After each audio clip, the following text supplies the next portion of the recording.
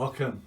My name is Steve Cochran. I'm the pastor of Kenton Baptist Church, and it's wonderful to welcome you here on this Easter Sunday. On the 12th of July 1962, in the Marquee Club on Oxford Street in London, there was a group of young men with a dream of making a name for themselves and putting their stamp on rock and roll. They played their first gig. That night, the Rolling Stones' dream came true. 2,000 years ago, there was another group of people, and their dream had just come crashing down around their ears. And yet, in the background, there was a rock that was being rolled away.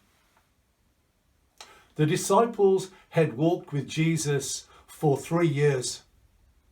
They had high expectations of him and indeed of their future. But just a couple of days before, they had seen Jesus betrayed, arrested, and crucified. Some near the cross had even seen Jesus rise as much as he could, and with a voice said, "It is finished."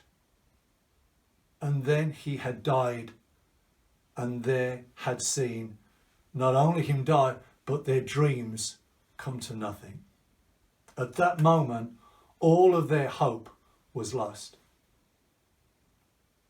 Now, on this first Easter Sunday, Mary and her companions arrive at the tomb, and the stone has been rolled away. And as Mary looks inside, Jesus' body is no longer there. She races back to the dejected disciples, and she says to them, "His body has been removed, and we don't know where he's being placed." Peter and John race back to the tomb. Mary runs after them. Peter and John examine the evidence at the tomb. The grave cloths are lying there. The face cloth has been neatly folded and placed next to the grave cloths. They leave the empty tomb with 1,000 questions in their mind. Mary, through her tears, arrives in the tomb and looks into the tomb. And as she looks through the blur of her tears, she now sees two angels, one sitting near where Jesus' feet would have been, the other where his head would have lain. And they ask her a question. "Why are you weeping?" Why does anybody cry? God created us uniquely with the ability and even the need to cry. Tears come from the very depths of our soul. They express our heart's deepest emotions. Sometimes it helps to relieve the pain of what's going on inside and around us. When there are no words to say, tears are a language that God understands. Our tears speak to his heart in a way that our mouths never can. And in some incredible way, they even draw us closer to him. The Bible tells us in Psalm 56 verse 8 that your tears are so precious to God that he bottles them. What does that tell you? It tells you that you are special, that you are precious, and that your tears matter to God. Our tears are sacred, they're precious to God, but they can blind us to what is natural. They can blur our senses to the supernatural. And sometimes we need something to aid us with our vision. And I'm not talking spectacles here. I'm talking of us looking through the lens of faith. faith is described in Hebrews 11 verse 1 as the substance of things hoped for and the evidence of things unseen. Alone and in the garden near the tomb, Mary mistakes the man standing near her for the gardener. If you know where he's been taken, let me know. And Jesus, his words, reassure her, Mary. In that moment, her eyes are open. In that moment, her tears of sorrow turn to tears of joy. And Jesus asks her, Mary, why are you weeping? Friends, I want to ask you a question. Is your soul weeping? I want you to recall and remember that how precious you are to God. So what does Easter mean for us 2,000 years after Mary's encounter? Well, it tells us that Jesus has the victory over death. It tells us that the devil can't touch him, that death cannot hold him, and that the grave cannot contain him. It says that no matter how bad things are becoming around us, we have a hope. We may not see it at this exact moment. Our senses may be blind. Our vision may be blurred because of the pain. But if we look deeper, if we look to the things that we cannot see and apply our faith, then our tears, just like the disciples and just like Mary's, will turn from sorrow into joy. Friends, we live in a changing world. Things are changing around us every moment of every day.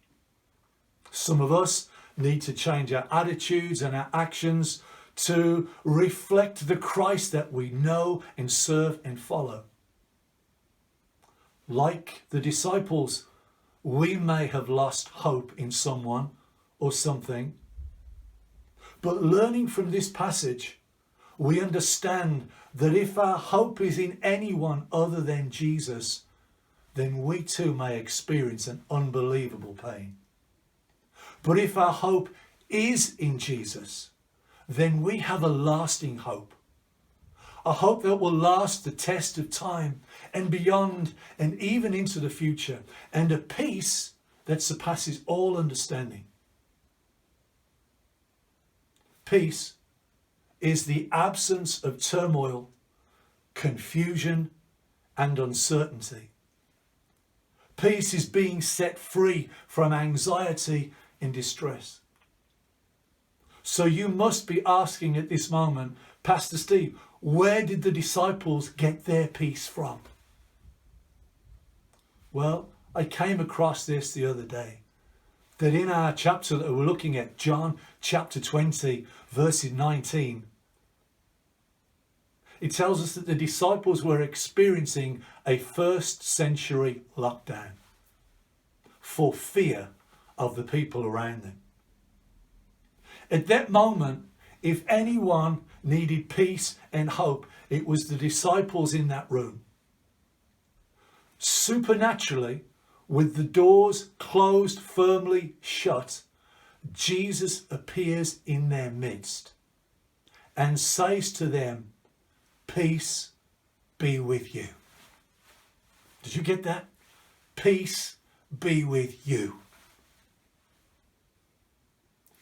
Jesus is saying to his disciples and to you and to me, receive the absence of turmoil, receive the absence of confusion, and receive the absence of uncertainty.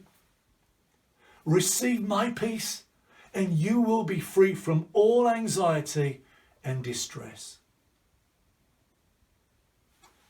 Friends, whatever you are facing, whatever you're about to go through, it's time to apply your faith to the situation. It's time to experience his peace in your life.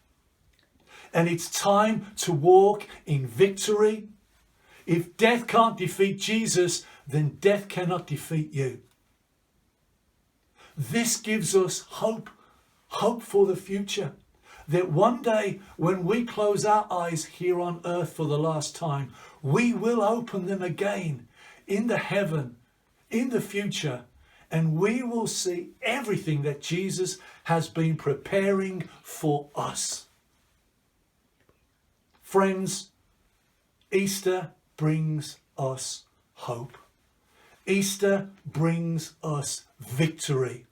Easter brings us joy. And Easter brings us peace. The same peace that Jesus said in John 15, "My peace I give to you, not as the world gives, no strings attached. I don't want anything back for this. My peace I'm giving you." The peace that the Apostle Paul said will guard your heart, will guard your mind in all of these uncertain circumstances, crises, in situations. And so, friends, that's what I want to leave with you today. God's peace. God's best for you.